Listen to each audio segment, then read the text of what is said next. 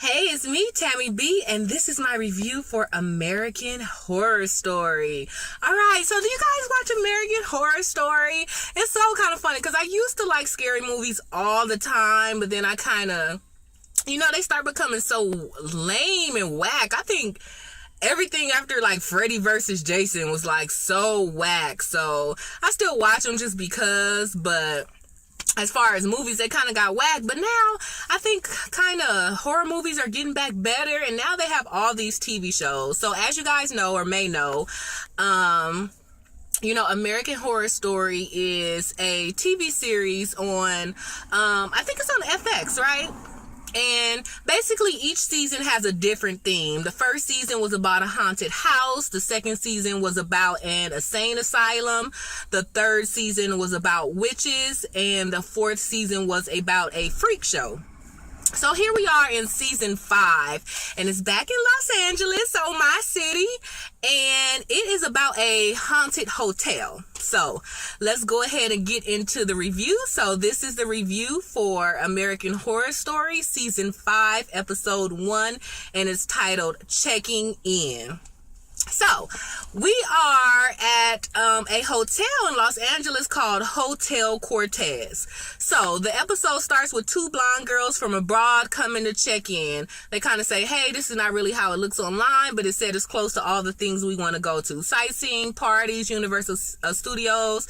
So, let's go in. So, when they walk in, they see it's kind of old and drab. So, they tell the lady at the desk, who's Kathy Bates, her name is Iris on the show. And they were like, hey, this is not what we were looking for. Can we have our money back? And she was like, no refunds. And they were like, all right, well, fine. It's just one night, so let's go ahead and stay here. So she checks him in, yada, yada, yada. So they young, looking ready to party, so they brought their own liquor. So one of the girls goes to get some ice, you guys. While she's walking through the hallway, she sees this lady cleaning this blood-stained rug.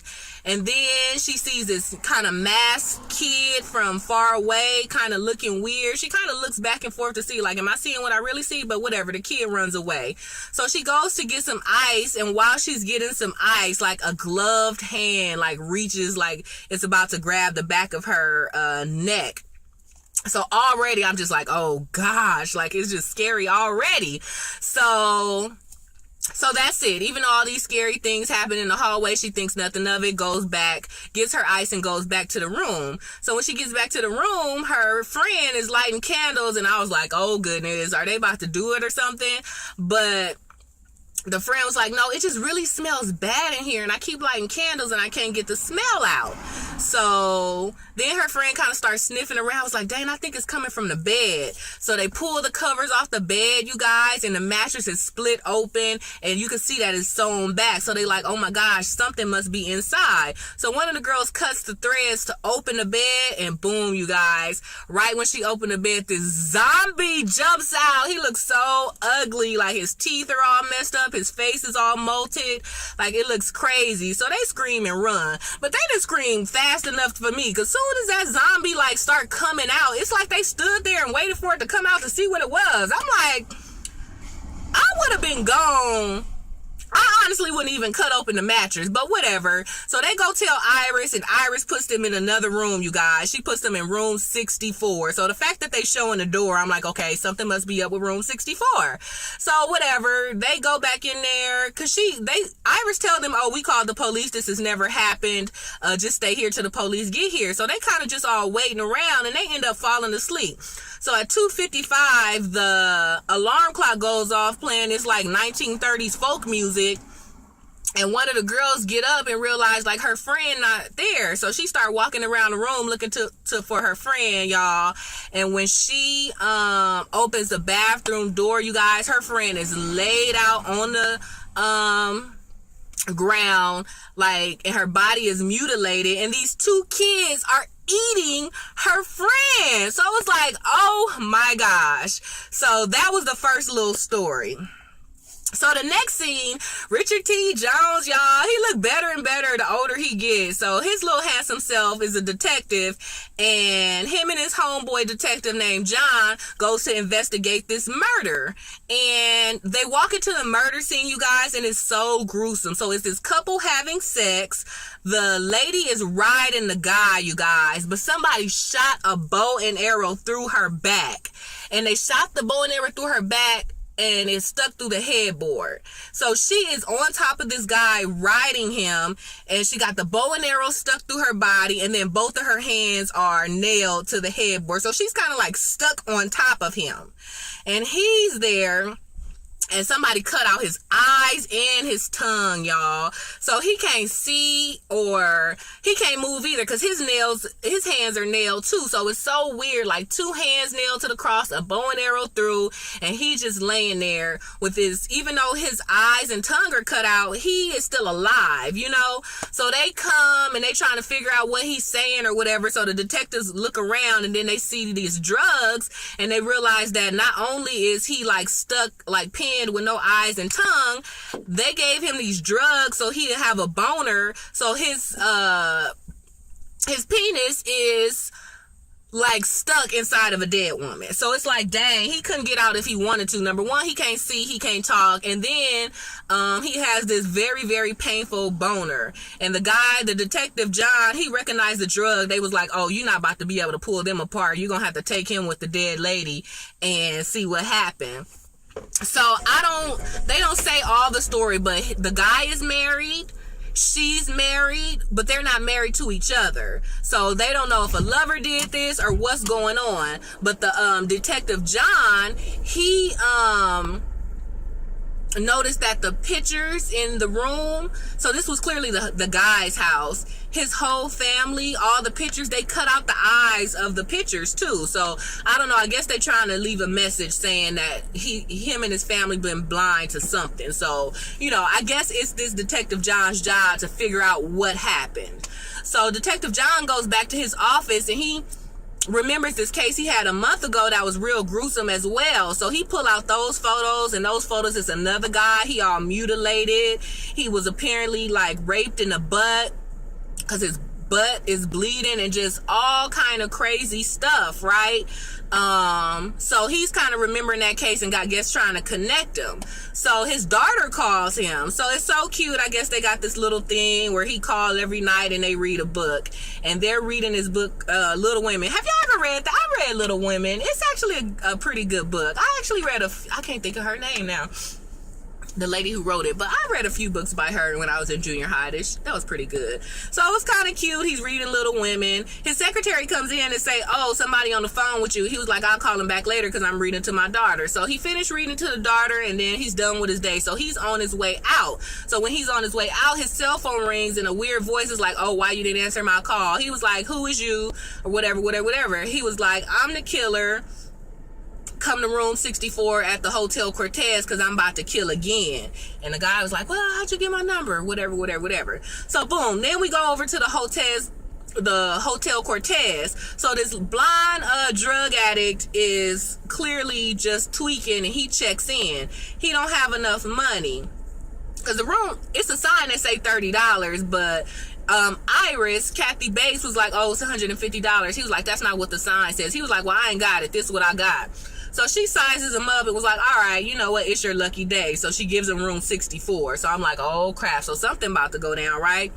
So the drug addict goes into the room. He shoots his heroin, and he starts to trip or do a heroin feeling, or I don't know what you call that, the little ride you go on when you do drugs or whatever. So he thinking he's seeing stuff, but for real, he's seeing stuff for real, because the room is haunted. He sees the lady cleaning out the blood. He sees the little zombie and just all type of crazy stuff, right? So when he was walking to the room, Sarah Paulson kind of looks at him, and you know, Sarah Paulson, she's the lady who had the 2 heads in the freak show. Her name on this show is Heroin Sally or something like that. So when he walked in the room, she was like, oh, I got dibs on him, like she about to kill him. But you know, while he's going on this heroin trip, some man comes out just pops out of nowhere, grabs him, flips him over, pull his pants down, y'all, and this man has a gold drill bit penis.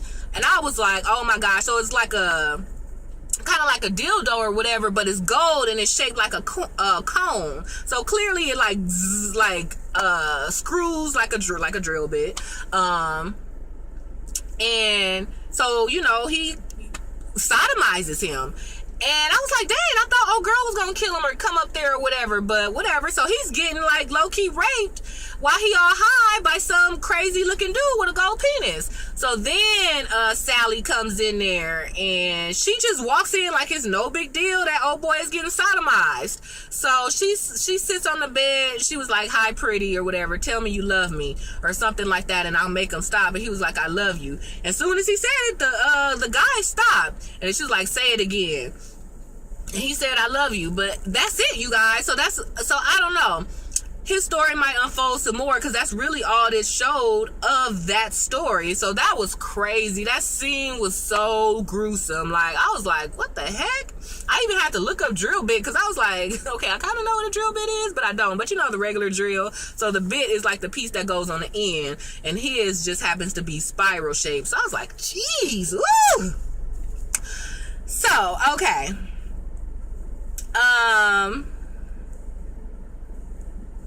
So remember, the killer called the cop and was like, I'm in room 64. So the cop gets to room 64 and for some reason nobody's in there. And okay, I know he a detective and he tired, but this fool gonna lay down. I'm like, who goes into an old motel when you on the clock and lay down? So he didn't lay down and goes to sleep. When he wake up, he think he sees his daughter, the one he was reading to earlier. So he was like calling her like, hey, and she runs. So he start running. So he running around, chasing, thinking it's his daughter, and then she disappears. So he kind of snaps out of it like, well, I guess I'm tripping. So he leaves. So then we finally see Lady Gaga, you guys. She is in the penthouse and she's getting ready. She puts on this black bomb embellished little bustier thing. Her boyfriend, he hot. He has a little sign that says, thou should be having sex right now or something. So they both fine. They looking good. They getting dressed to go out. They snorting coke, ready to have a night on the town. So they go out on the town arm in arm. She has on this fly little red coat and he looking good or whatever. I could have did without the eyeliner, but you know, clearly that's his style. And so they decide to go to a movies. But you guys, out here there's a cemetery, it's called Hollywood Forever Cemetery. And I don't know if they still doing it. I think they do. They have a big screen and people watch movies there. You know, so everybody's kind of laying out on the lawn at the cemetery. There's this big projector showing movies and they lay out their blanket and they sit there. He looking good, she looking good, they on a date. So they kind of scan in the audience and they see another couple and that couple look cute too. And so they do some little eye flirting or whatever and they decide to come home with each other. So Lady Gaga and her boo brings the couple from the cemetery home for an orgy. So they all having sex, kissing, you know, 2 guys, 2 girls, they all swapping and all that stuff. And you know, so it was one position where Lady Gaga was on top of the other boy from the cemetery and then her boo, and I'm gonna get his name. That's gonna be the hardest part for this, you guys, because there's no one main character. There's just a lot of different people and everybody has been on the show before, but matching their real names with their current character names, I'm gonna have to work on that. But so from right now it's just Lady Gaga and her boo. So Lady Gaga's on top of her guy, the boo is on top of his girl, so they do some type of high five and boom, y'all, they just go down and they bite the necks of the people they having sex with. So now they have this weird vampire sex. They like kissing each other, then licking the blood off the 2 people they killed. So I guess it's over, y'all, and they just laying in the bed in their post-coital state, smoking a cigarette in a bed full of blood and dirty people, y'all. I was just like, oh my gosh. So that's it, you guys. So they are vampire killers and they like to have orgies. So remember the two girls? So I thought they was dead, or at least the one who was getting A, but I guess they not dead, you guys. So Iris, the hotel checker-in lady, has them in some type of dungeon. She has them all trapped up, and she blends some concoction, y'all, of liver and protein and mushrooms or oysters, and she's gonna feed it to them. So she's all like pouring it down their throat, talking about y'all been doing drugs and drinking and partying, like I gotta get y'all system clean. So then heroin, oh, it's hypothermic Sally. I said heroin, it's the same thing, right? Needles, well, okay, needles are not just for heroin. So hypothermic Sally comes in, was like, why you being mean to these girls or whatever? And she was like, you know the boss gonna get mad if they taste nasty, so I'm trying to get them together. She was like, leave them alone. And so Iris is like, fine, you take care of them. So she goes to one of the girls and she let them go. And I think she let them go on purpose. Like, I think she knew she wasn't gonna make it out that hotel, y'all. So she let one of the girls go. Y'all, that girl she let go, she forgot her home girl. Oh, girl unbuckled her. At first she just stood there like, okay, what are you gonna do to me? So Sally was like, run. So the girl bonked out in her panties and bra, running through the hotel. So she running, almost making through the door, and boom, right when she make it to the door, Lady Gaga stands in front of her. She got those long pointy nails, and she just slit her throat and she fall out. So then Iris was like, oh, I'm so sorry, Lady Gaga, this wasn't supposed to happen. She was just like, make sure it never happens again, and just walks by. And y'all, her outfits are killing it. I'm not here for the Lady Gaga eyeshadow. Like, even in her real life, she always wear that nude dark eyeshadow, and I don't know why it makes you, well, this is a horror show, so you're supposed to make you look kind of druggy or hoary, but I don't know why I don't like that eyeshadow, but her outfits are bomb. So that was that, you guys. So I don't know, I thought since clearly they were preparing these two Sweden girls for Lady Gaga, I thought she would probably take them right then, but she just walked away. So they go back to the cop in his real life, you guys. So he's married to a doctor. They have a daughter, and apparently they used to have a son. So last year they went to the carnival with the son and the daughter. The daughter and the mama was together popping balloons, and the dad took the son to be on the carousel. The dad turned his back. Next thing you know, his son was gone from the carousel, y'all, and they ain't seen the son ever since. So the daddy got a little guilt about that.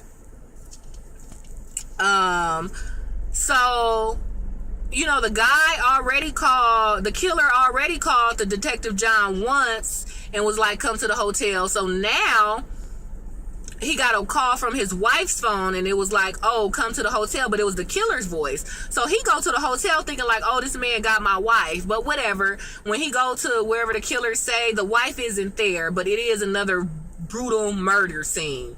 So the detective goes back home, tell his wife what happened, and they decide, hey, the killer wants you, John, for whatever reason, so how about you move out, because we don't want the killer to come here with the wife and daughter. So, and you know, they all uneasy. Apparently their marriage is not going good. Earlier when he was reading the book to the daughter, he was like, let me speak to your mom, and the daughter was like, oh, dad wants to speak to you, and she was like, no, I'm good. So that was that. And then, you know, after the flashback scene of him losing the son, she was just telling him like, hey, I don't know what this killer stuff is about, but yeah, go ahead and leave. And low key, like, we need a break anyway. I don't want you to think I blame the son on you, but since you look just like the son, I do need a break from you anyway. But just know I don't blame you for the son. So that was that. So we go back to the hotel. In the hotel, this guy comes in, him and his son, and he was like, oh, I'm the new owner. Iris like, they never tell me nothing. All right, whatever, go up to the penthouse if you the new owner. So he goes up to the penthouse and see Lady Gaga and her boo. So Lady Gaga and her boo are the current owners. So this guy is the new owner. So she tell the boo, oh, go show the guy around. And she takes the son, the new owner's son. I think his name is Marsh, but like I said, I'm going to get the names together. So Lady Gaga takes the son to this room, y'all. It's so bomb. It's an all-white room. It's like a kid room. They got candy everywhere, all color and flavor gumdrops. And they have video games on the whole wall, like projected video games. And they got like 6 other kids in there. And they all blonde. They look kind of deathly. And so even the son, like this son is kind of smart. And, you know, modern kid. running around, skateboard, electronics, like, so he looking like, dang, this look fun, but you could tell he uneasy, like, what the heck is going on? So she takes him to this kid, and she's like, hey, this is our guest, you know, somebody for you to play with, go ahead and introduce yourself, or, you know, let's go ahead and welcome him. So y'all, guess who the kid is? The detective's missing son. His name is Holden. So it's like, oh my gosh. So it's unclear, it's like, is he dead or is he alive and he just hanging out at the motel? So we'll see what happens with that, you guys. So remember I said Lady Gaga and her boo. Her boo is Iris's son. Iris is Kathy Bates. She's the lady who checks in people. So they start flashing back on his story. So Iris had a son, and the son was a drug addict. So back in the day, it's so funny because it was like 1994, but I don't know why it make it seem like it's so long ago. Because when I saw Hypothermic Sally earlier, she got on this leopard coat, and she's clearly a hooker. She dressed like a hooker, got the leopard coat on, got this choker on, you know, blonde, red lipstick. I hope I ain't describing nobody outfit. Like, that don't mean you're a hooker because you wear that, but she's clearly a hooker. Excuse me. So they flash back to 1994, and, you know, Iris is following her son around like, dang, my son been tripping, like, let me see what he's up to. So she sees her son on a date with Sally, because she got on the same outfit, this hooker outfit. And she follows him to the hotel. So she gets to the hotel, and they already got a room. So she tells the guy at the hotel. So the guy at the hotel, he's a bald-headed, he's a cross-dresser, and he worked there in 1994, and he still worked there now. So she asked the guy, like, hey, tell me what room they're in, you know, because that's my son, and he got a drug problem, and I know he gonna do drugs, and I want to stop him. So he asked for some money or whatever. She don't have it, so she go to the ATM, come back. I could have left that out, but whatever. So she goes out to the room. She goes up to the room, busts in. Sally and her son already did the drugs, and the son is just passed out. And so she busts in and was like, hey, what you do to my son? She was like, hey, I took the same stuff. If he can't hang, that's not my fault. So she leaves, and she like, where you going? She was like, I'm out of here, like, you know, whatever. So Iris follows her down the hall, y'all, and push her out the window, and she falls way down and boom, splatter on the ground. So Iris goes back to the room, I guess, to spend some time with her dead son. And when she get there, Lady Gaga is on top of her son and looking like she say something like, "Ooh, he got a nice jawline." And I'm like, what that mean? To a nice jawline to be a vampire, or a nice jawline to make him her boo so they can have orgies? So I don't know, you guys. So that was kind of like a little snippet to show why these people are here and how they got there. So clearly Iris had a son who was a drug addict who went to the motel with Sally. So they all died in that hotel. Sally, the drug dealer, the prostitute, heroin, she's not a drug dealer, but heroin doer, Kathy Bates' son, Iris' son, who's now Lady Gaga's boo in real life or in 20 years later. And so he died there too. So they don't say what happened with the mom, how she's there. Like, is she alive and everybody else dead? I don't know, but she still works there.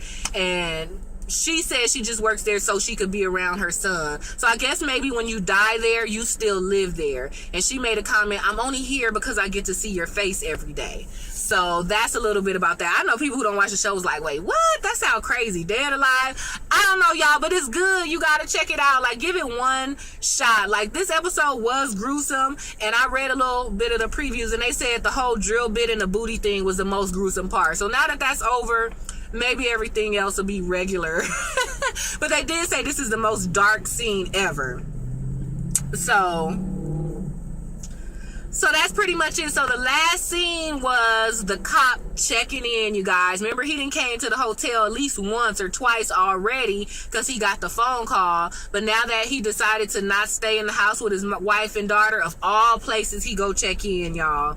He goes to check in to Hotel Cortez. So the last scene is him at the desk with Iris, and he's like checking in, and she give him room 64, y'all. So that's it, you guys. So that was the first episode of American Horror Story. It was really intense, but I think it's going to be really good. Like, I know people have their favorite seasons, but so far I've watched all of them and I like them. So we'll see you guys. So all right, you guys, season 5 American Horror Story, episode 1, called Checking In. So all right, you know what's up. Give me the thumbs up on this video. Go ahead and check me out on Twitter at TamiB_, and that's TAMI, the letter B, and the symbol _. All right, you guys, enjoy your day, and I will see you next time. Bye.